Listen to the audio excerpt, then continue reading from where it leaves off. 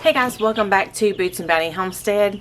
You'll have to excuse the chicks in the background. They're right behind me and there are feathers flying everywhere. They are having a heyday back there. So I wanted to come and talk to you guys real quick, briefly, not to make this too long, because I have so many people asking me questions about how do you know when to plant what? Little down feathers everywhere.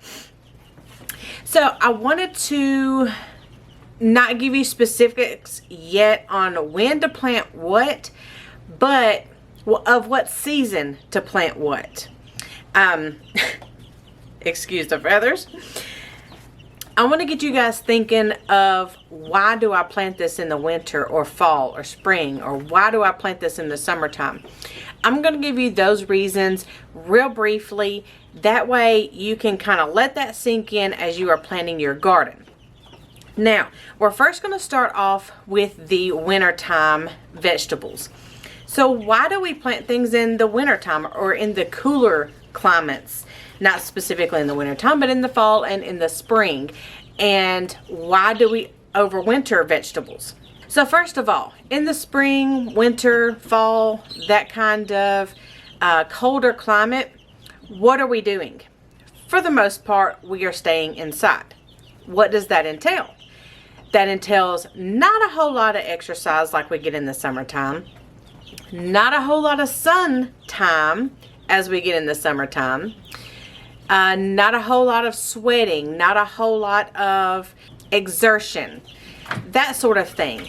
So the vegetables that we are going to be planting and consuming are going to be the ones that provide the extra vitamin D, that provide those extra vitamins from the sun, that provide those extra vitamins and minerals from the roots. So this is why we plant certain plants or vegetables during the fall, winter, and springtime. For example, we're going to plant lettuce. We're going to plant spinaches. We're going to plant cabbages. We're going to plant broccolis. Those types of above the ground, because they are going to pull in the sun's rays and provide those vitamins and nutrients that they are converting from the sun into the foods that we eat. The next item that we are going to be planting and consuming are going to be those root vegetables. Now, some of these may cross over into what you plant in the summertime, but here's the reason why we are consuming them or planting them in the cooler temperatures. When these vegetables grow down into the soil, they are going deep into the soil that the rather summertime vegetables don't go down into the soil and get. It's those nutrients that are coming from the compost that are going deep into the soil where the summertime vegetables, are not pulling from, since they are on the top of the soil. They're closer to the top. So this is going to be your potatoes, your carrots, your beets, turnips, radishes that grow deeper into the soil or gather those nutrients from the top of the soil, like radishes and beets and turnips, that they can pull that aren't necessarily pulled from the ground for it or in the summer vegetables. But you can also, if you grow them in the summertime, you're also going to overwinter most of these. This is going to be, like I said, the potatoes that we grow during the summertime. We grow like April through June-ish all the way to September or October, depending on the variety. We grow those during the summertime. They go down into the rich soil, pull those up, and then we are consuming them during the wintertime. So those grow during the summertime, but we are still consuming them during the winter. So that giving you a little explanation on why we grow certain vegetables during the colder months. It is because we need the nutrients and the vitamins that we are normally not getting because we're just not outside. We are not consuming certain things to get those vitamins and nutrients from the sun or from the deep, rich earth. So keep that in mind as you're planting your garden. So what do we plant during the summertime, and why do we plant it during the summertime? So the first misconception will be squash.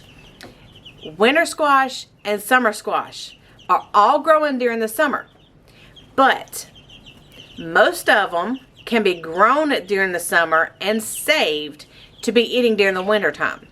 Now, let me explain that a little bit. Most summer squash can be left on the vine to thicken the skin, which turns them into a winter squash. And most winter squash, also grown during the summer, can be eaten younger as a summer squash, and some left to harden and be consumed over the winter time.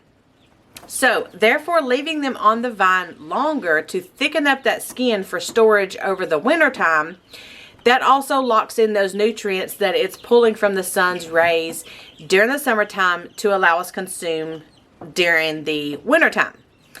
But back to the summertime vegetables specifically, such as tomatoes, cucumbers, watermelons, those types of vegetables. Those are actually grown in the summertime because what are we doing in the summertime? We are outside a lot. We are hot and sweaty. We are getting dehydrated if we're not drinking enough water. So God created these vegetables to be consumed during the summertime because of their specific vitamins and nutrients and sugars. Sugars turn into energy. Carbohydrates turn into sugar, which turn into energy. These vegetables also are very watery. The water we need during the summertime. So if we were to eat vegetables fresh year-round, that is the basic knowledge of why we grow stuff when we grow stuff. So whether you are in an area you can grow year-round, or if you're in an area where you only get 4 to 6 months of growing time, specifically for all 4 seasons, that gives you some idea of why you grow stuff, when you grow stuff, and basic reasons why. You can get all scientific if you want, but think back hundreds of years ago. Think back to when the earth was created. Anytime between those 2 times, just a few hundred years ago and back till the beginning of earth, certain things grow at certain times. It does not take a scientist to help you understand the depth of why you grow things in certain times. Just keep it easy. You grow watery, fresh vegetables during the summertime because you need the liquids. You need the fluids because you're outside sweating. You're outside exercising. You need those particular sugars and liquids in those particular vegetables and fruits. In the wintertime, when you're not outside doing just a whole heck of a lot, you need those vitamin-rich vegetables, which are going to be your leafy greens, your root vegetables, and such like that we talked about before. So just keep it basic knowledge in determining when you can grow what and for what reasons they were originally intended to be grown as. So I hope this gives you a little tidbit of basic knowledge of why you grow vegetables when and for what reasons that our body needs to consume them for. And I hope this helps you grow your garden a lot better this year. I am in zone 7AB. I'm kind of right in that middle. I want to go through a layout to help you setting up your garden. So stick around for those videos. They'll be coming out soon. And we will see you next time, guys. Thanks for stopping by and watching. Bye.